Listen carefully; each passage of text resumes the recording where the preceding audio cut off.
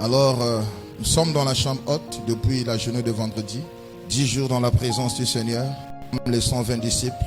La chambre haute, bien-aimée, c'est un moment merveilleux où chacun de nous abandonne tout, tourne son visage vers le Seigneur. C'est des temps d'intimité, des temps de prière, d'adoration, de louange, de méditation et d'écoute de la parole de Dieu.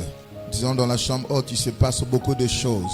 Tu rentres dans la chambre haute parce que tu as une promesse de la part de l'Éternel. Tu rentres dans la chambre haute parce que tu crois que Dieu va te visiter. Amen. Lorsque tu rentres dans la chambre haute, bien-aimé, je dis encore, il va se passer quelque chose dans ta vie. Alors, bien-aimé, nous n'allons plus expliquer ce que c'est la chambre haute, ni parler des avantages de la chambre haute. Mais le dimanche, on avait parlé d'un mystère de la chambre haute. Parce que le thème de ce 10 jours de jeûne et prière, c'est le mystère de la chambre haute.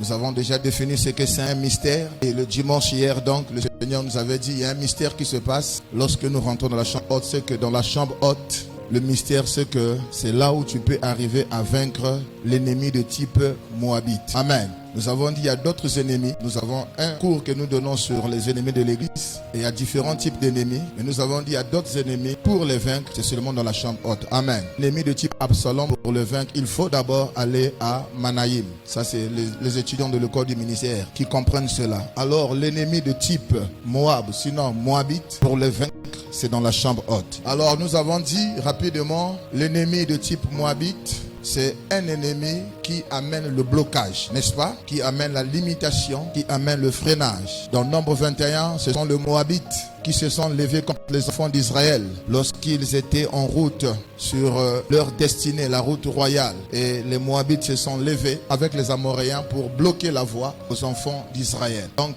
l'ennemi type Moab, c'est un ennemi qui amène le blocage, qui amène la limitation, qui amène la non-prospérité. Bien aimé, les enfants d'Israël, ils partaient librement. Mais quand ils les ont vus, ils se sont dit, il faut qu'on puisse leur bloquer la voie. Bien que les enfants d'Israël ont sollicité, laissez-nous seulement passer. Mais ils ont refusé. Mais ce soir, je déclare, quiconque qui bloque ta destinée sera vaincu au nom de Jésus. L'ennemi de type Moabite, nous avons dit, c'est qu'est-ce qu'il fait encore? Il amène le retard. Nous avons dit, ce type d'ennemi, c'est l'image de la sorcellerie. Amen. L'image de l'occultisme, ce sont les œuvres de la sorcellerie. Est-ce que vous comprenez? Et nous avons dit, ce sont les Moabites qui avaient introduit l'idolâtrie et la débauche au milieu des enfants d'Israël. Amen. Et nous avons dit, si les Moab sont dans notre environnement, si ce sont ligués entre nous, bien le Seigneur, c'est pour amener la désolation. Amen. Et nous avons dit aussi, les Moabites, c'est l'image de l'esprit de mort. Ce sont des gens qui ne veulent que de ta mort. Dans Ruth, nous voyons Naomi qui a pris son mari et ses enfants lorsqu'ils sont partis dans le pays de Moab. Elle avait perdu son mari, elle avait perdu ses enfants. Amen. Donc l'ennemi que nous allons prier contre lui ce soir, c'est aussi contre l'esprit de mort. Amen. Contre toute personne qui médite la mort contre toi. Est-ce que tu comprends? Les Moabites, ce sont ceux-là qui empoisonnent les gens, qui empoisonnent nos vies.